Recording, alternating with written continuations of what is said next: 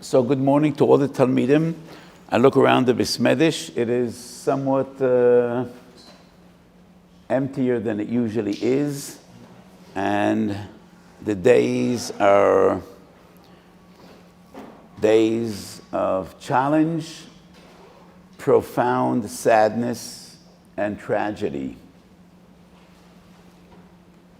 So what do we do when we hear such awful news and such horrific events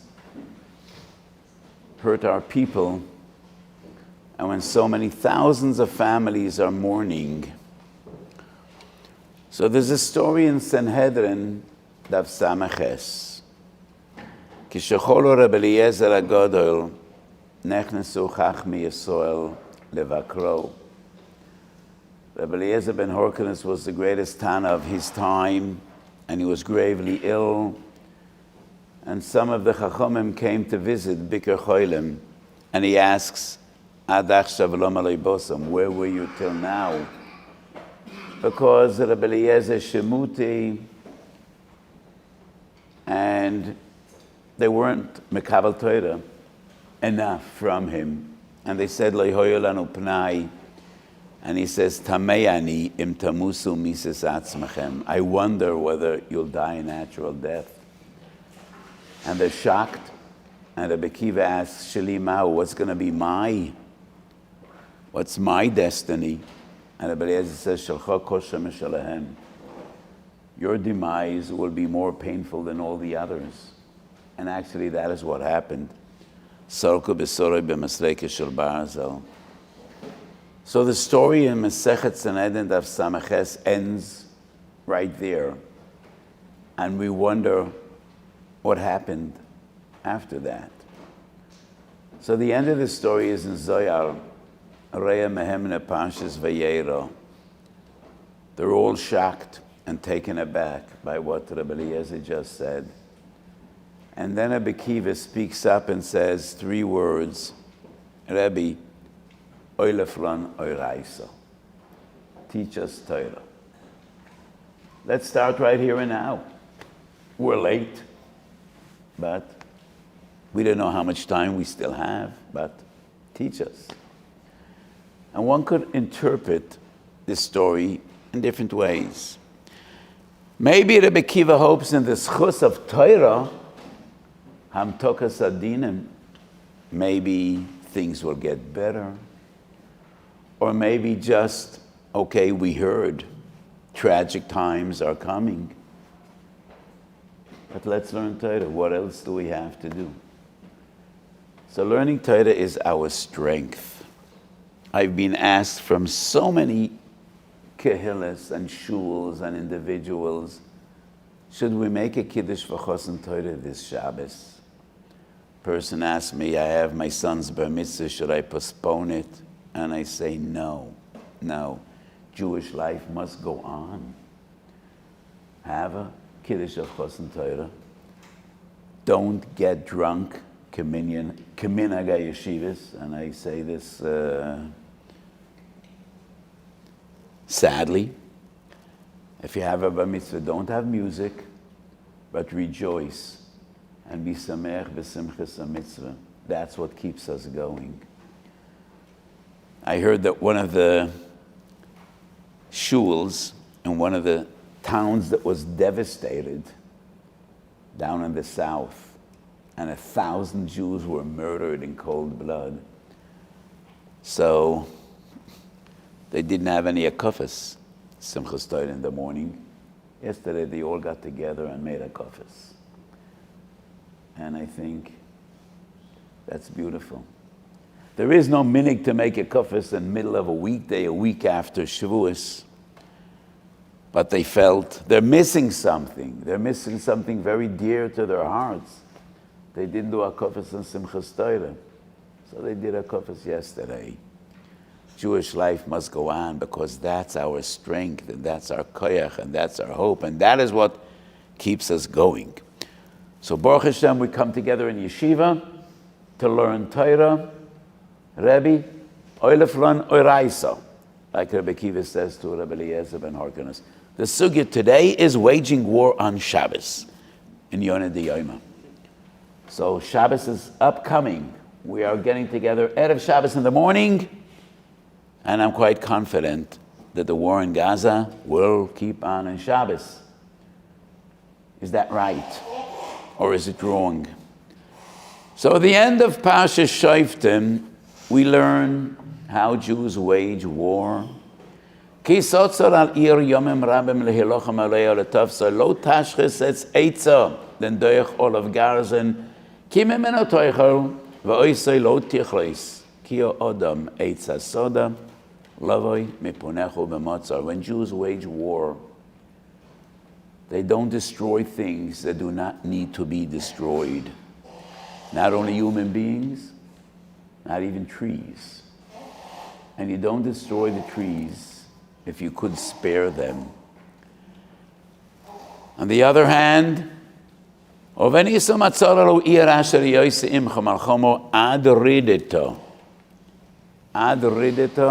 Chazal darshan both in Bavli and in Yerushalmi, afilu b'Shabbos. Ad ridito, till the enemy is destroyed, afilu b'Shabbos. So there's a Mishnah, Masechet Shabbos, Yutes Amud Beis. And the Mishnah deals with two different halachas.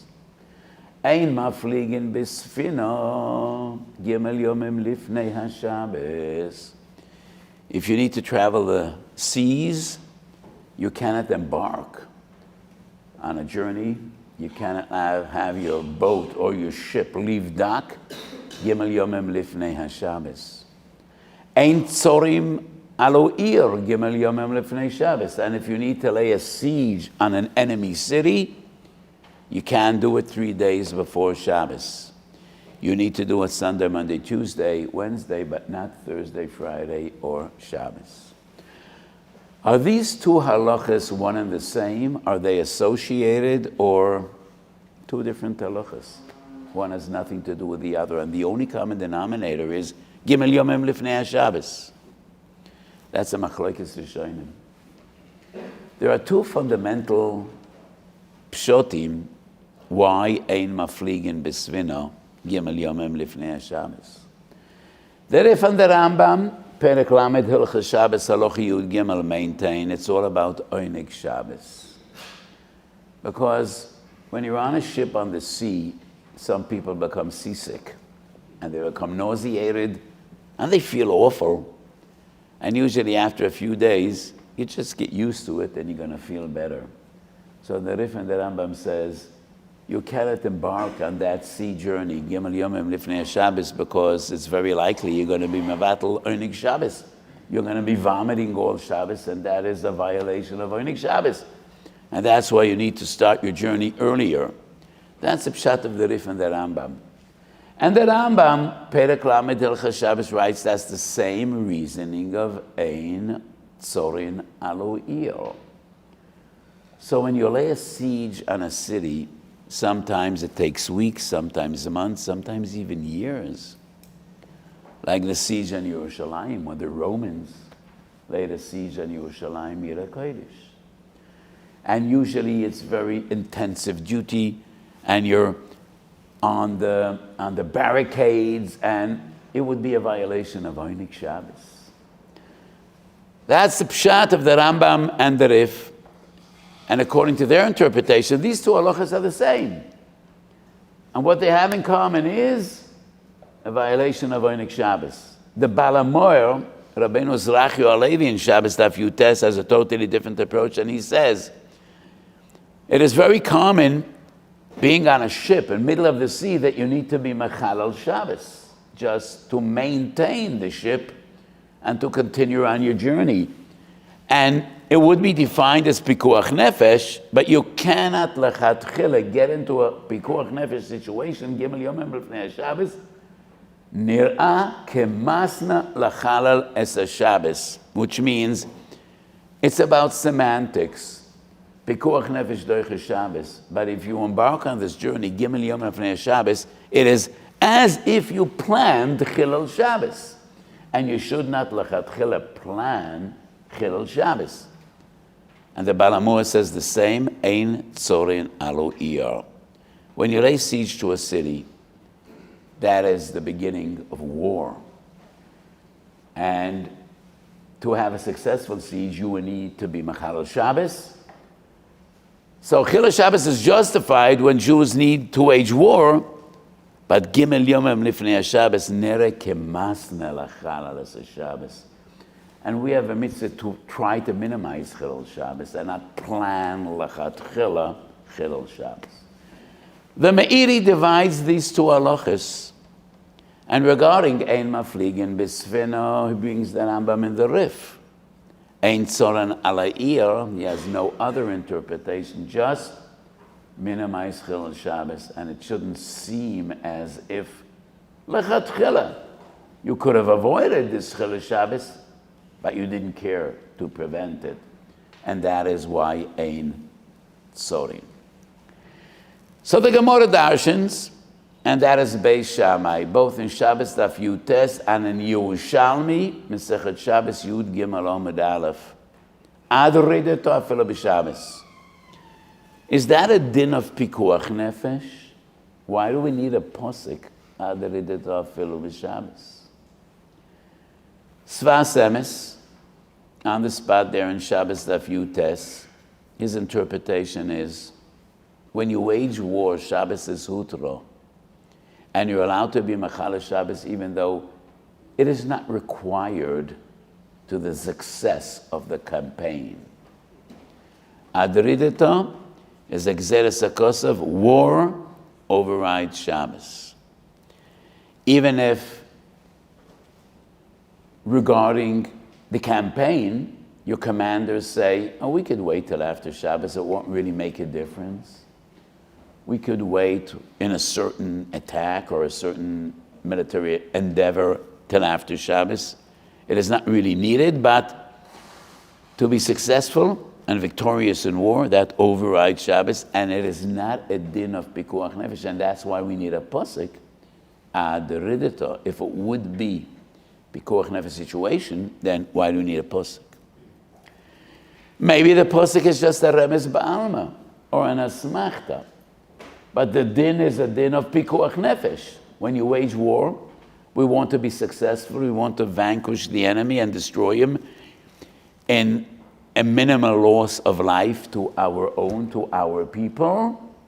And maybe the posuk is just an asmachta. But the Rambam brings this drosha twice, both in Hilchos Shabbos, Perik Beis, Chof Hei, and once again in Hilchos Malachim. And Loshen of the Rambam indicates very clearly, no, that is a drosha gemuro. Perik Vav Halacha Yud Aleph in Hilchos Malachim, and Perik Beis Halacha Chof Hei in Hilchos Shabbos. And therefore, the Pshat of Svas Emes seems to fit in nicely with the Loshen of the Rambam. It's Exeres HaKosav. Being utmost success in the battlefield overrides Shabbos. There's another halacha regarding success in warfare against mitzvahs HaTorah. And that is a Gemara in Chulin, brought in the Rambam, Perik Ches Halacha Aleph Hilchos Malachim, Katle de Chezura. When you are in combat conditions, you greet Machalas Asuris. And the Gemara refers to a situation when you conquer a city. And one of the biggest problems in every war, whether it was thousands of years ago or even today, is logistics. I had many shilas this week, our soldiers down in the south, and they didn't have any food.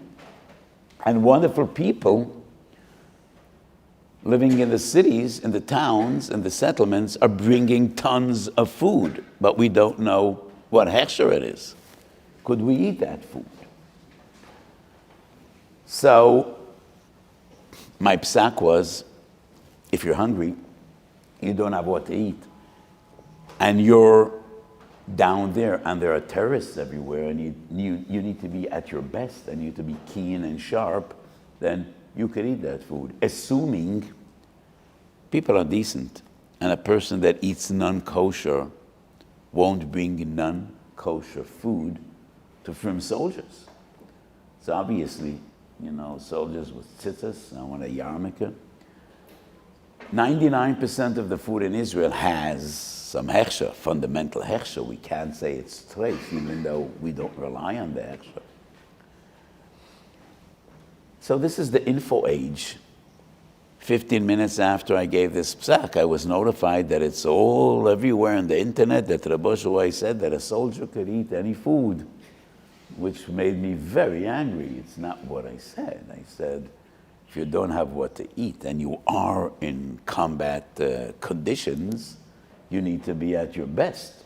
But I didn't say the moment you put on your uniform, you could just go to a non-kosher restaurant and eat a non-kosher steak, chas v'sholem. So you need to be very careful in this modern age when you give a psak, whom you're talking to, and if people are sensible enough to understand what you're saying. But anyway, the Gemara says, if you conquer a city and you want to eat whatever you find in that city, because not always could the army bring along enough food, especially in days of yore when they had no refrigeration. So the custom was you conquer a city and you eat whatever food you find in that city, and the Gemara says it's mutar. And the Rambam brings this halacha perek ches halacha aleph. There's a machlokes Radbaz and Rivash. Who was the Rivash? Does anybody know? Who was the Rivash?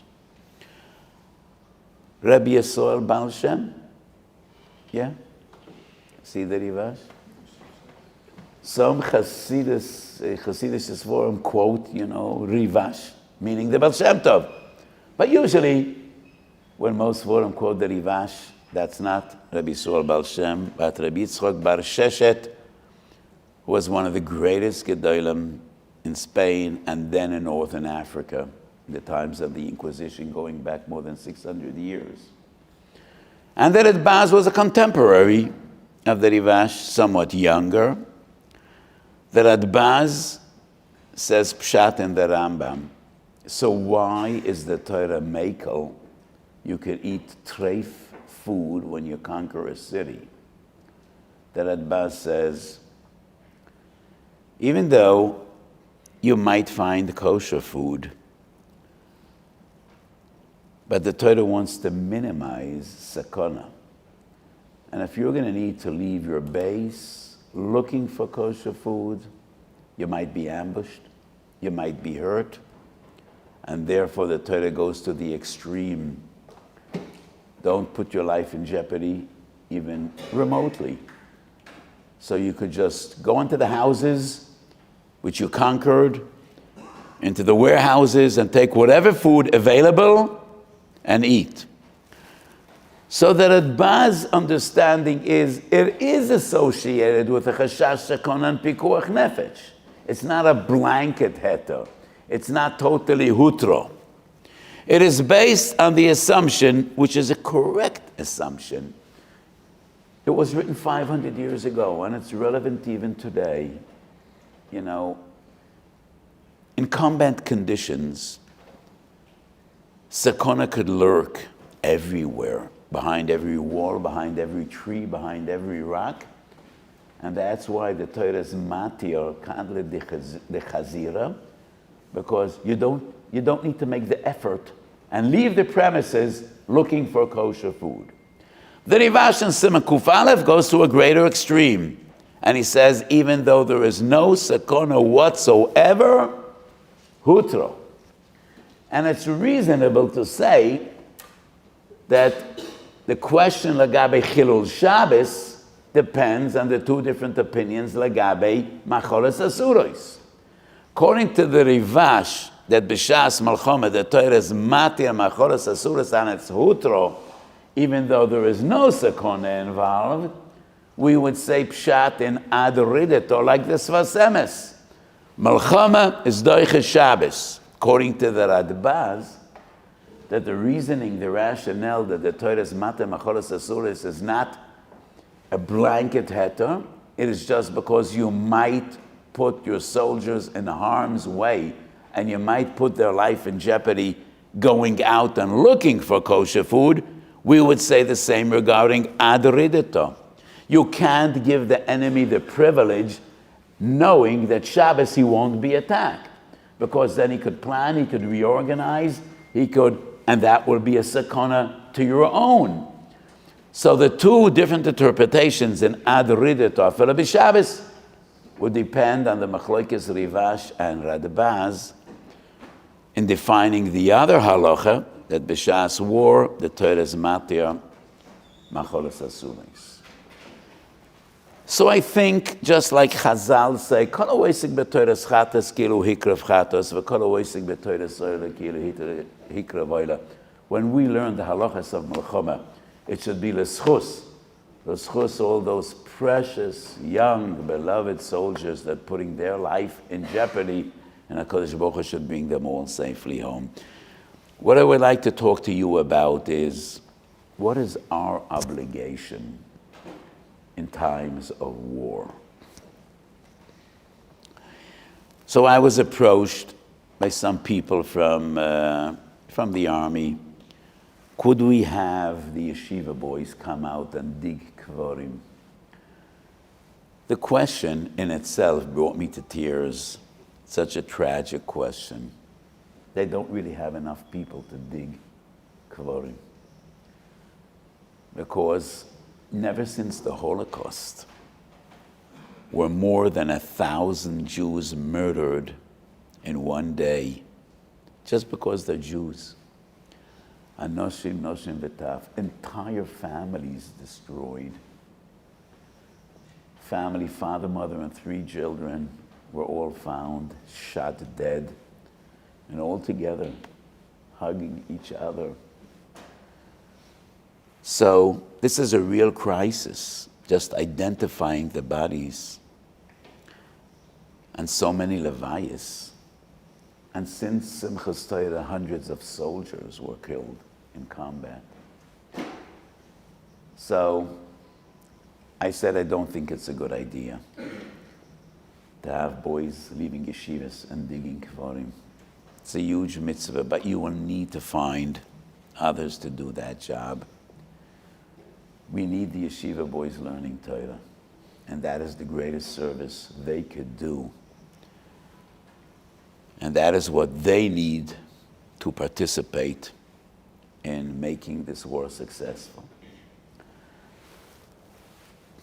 So in Megillah Daf Gimel, Chazal tell a story of Yeshua ben Nun, Melchemes Mitzvah, when they conquered Eretz Yisrael.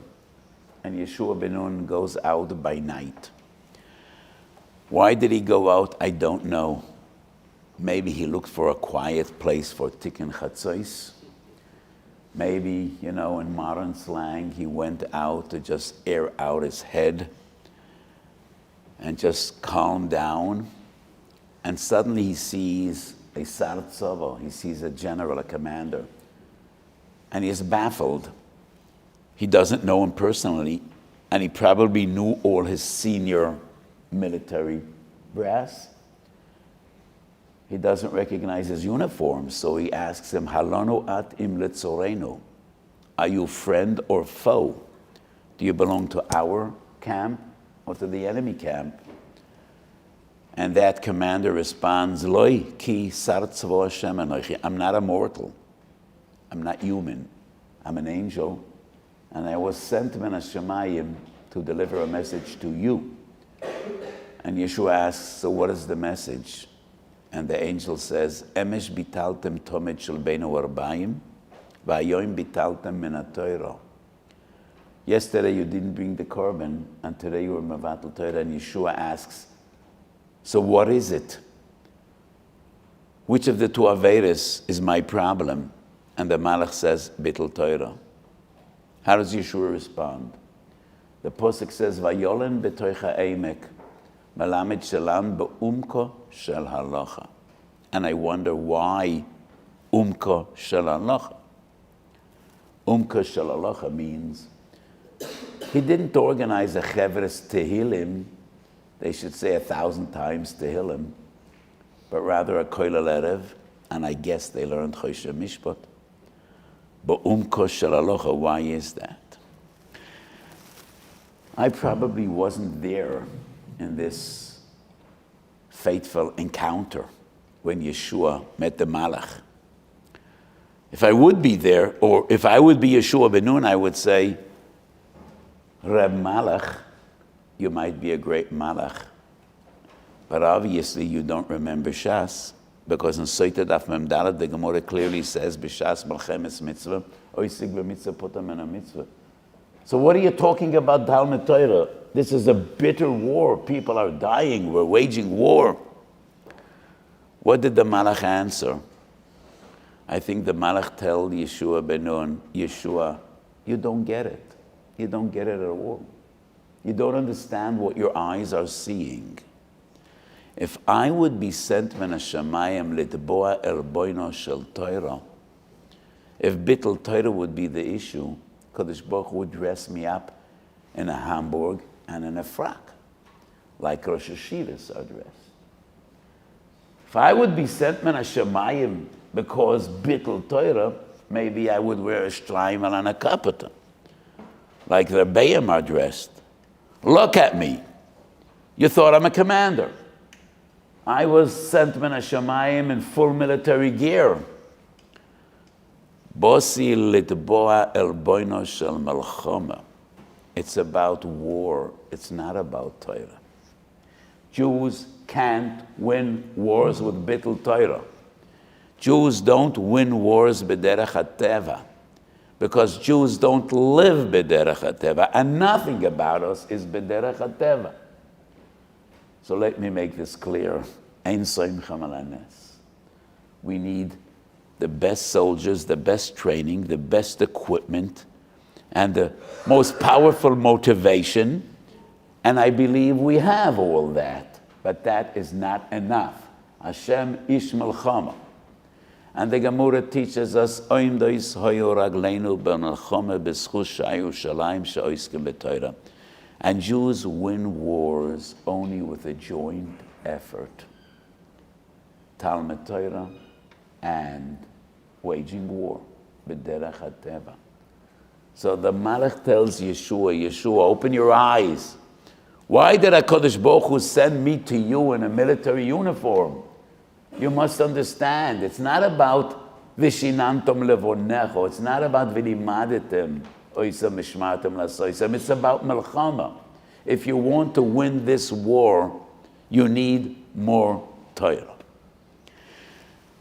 There's a beautiful Tana de Be'eliyahu Perik Yud. And Tana de Be'eliyahu is mefarish a posek in Shoftim. Mogein im Yeroah, v'romach barboam elef mi Yisrael. Yivchar Elokim bechadoshim. And the Tana de Be'eliyahu says, Arboam elef mi Yisrael shiatzu lemelchama.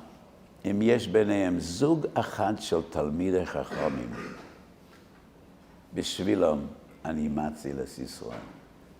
And HaKadosh Baruch Hu tells those תלמידי חכמים, אשריכם, בשבילכם אני מציל את ישראל. אשרי מי שדברי תורה משחטשם על יודוי, בשבילוי אני מציל את ישראל. And that's the pshat, and יבחר אלוהיקים בחדושים, Chidushei Torah. And once again I asked, why Chidushei Torah? Why don't Chazal simply say, Asher Misha Oisik B'Torah, B'Shviloi Ani Matzel Es Yisrael. So the Posuk says, Magen Im Yera'eh, V'Romach Barabo Melech M'Yisrael. Do you know what the Magen and the Romach are? 2,000 years ago, the fundamental, the basic tools of war were the sword and the shield. That's the Magen and the Romach. And in ancient days, in your right hand, you had the Romach, which is a sword or a spear, or another offensive weapon which you used to kill. And in your left hand, you had the shield. The shield is a defensive weapon in which you try to defend yourself, not to be hurt. Hamagen v'haromach, the sword and the shield, were transformed 10,000 times since the days of the Romans and the Greeks and the Jews that waged wars. And they were transformed into infantry and special forces and artillery and armor and missiles and anti-missile missiles and anti-missile missiles and planes and technology and cyber warfare. But even in modern days, it is only the combination of offense and defense which makes armies victorious. And every good army knows it needs to invest in offense and in defense as well. Otherwise, you will never win a war. זה לאומה, זה עושו אלוהיקים. במלחמתו של תורה, we need the Magen and the Romach. The Magen and the Romach are the Maksha and the Tartzen. So the Maksha attacks, and he wants to tear things apart. And the Tartzen says, no, he is Miyashiv. He defends. So, in order to give power and strength to the Magen and the Ramach of the battlefield, we need the Magen and the Ramach of the Beis Medrash, of Malchamto Shel Torah. Was any of our precious students ever Machadash a Chiddush? So how are Gedolim Machadash Chiddushei Torah? Only one way. There is no other. You have a kasha. It demands, it necessitates a teretz. That is how we're Machadash Halacha. And that is how Torah worked. Since the days of the Gemara, Baalei HaTosfos, 1,000 kashas, which breed 2,000 terutzim. Every teretz is a halacha. So the Tona de Be'or says, Ashre mi she divrei Torah meschatchen al yodoi, mogein im yeroa, v'romach barbo melech Yisrael. And that is why when Yeshua ben Nun gets Musar from the Malach, and the Malach tells him, how do you expect to win this war with Bittul Torah? What does he do? Vayolen betorcha emek, umka shalaloch. Many years ago, probably it was 45 years ago, and I had my little daughters, and I once took them to Rosh Hanikra. Some of you probably visited Rosh Hanikra, and there's a long trail on the rock overseeing the ocean. And from a few hundred meters away, I see two soldiers reading a book together. And I told my little girls, I wonder what they're reading. And as we came closer, I see two soldiers in full military gear with the rifles on their shoulders learning Mishnah Brura.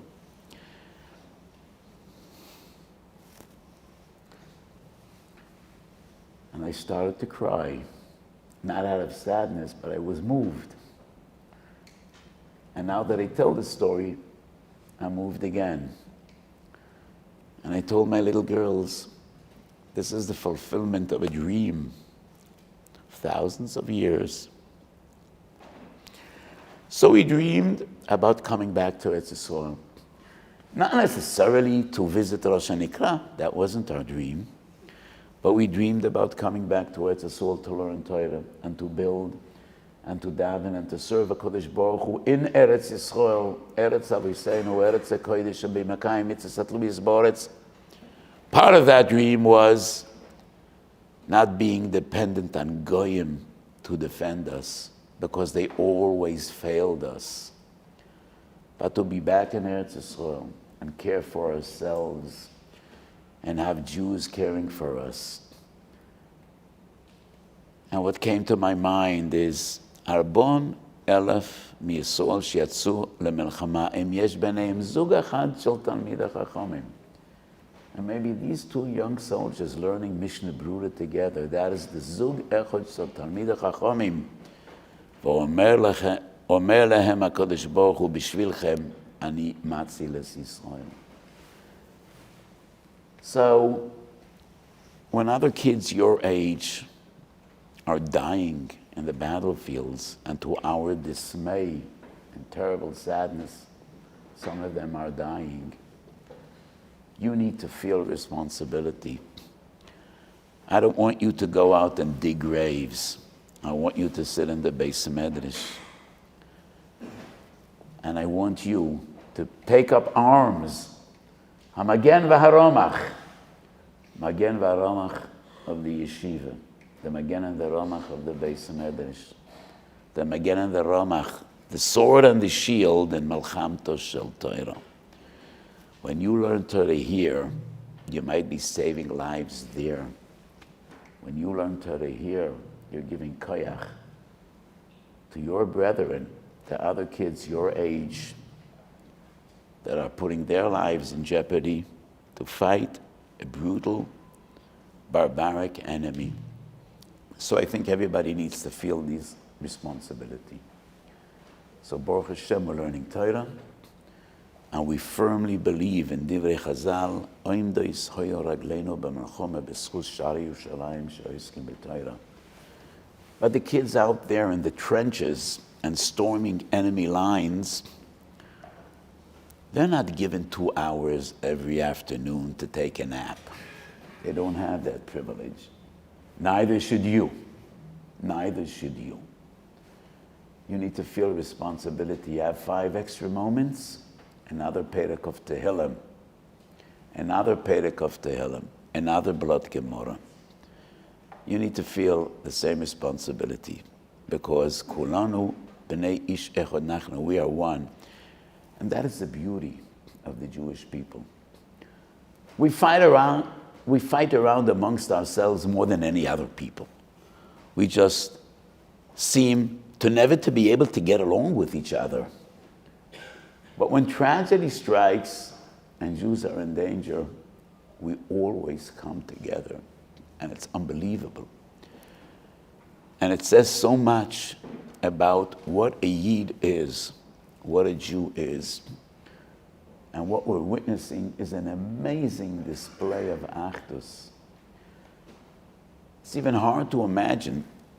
Just a month ago, everybody was fighting everyone in this land, left and right, and demonstrations for and demonstrations against, and the country seemed to be falling apart.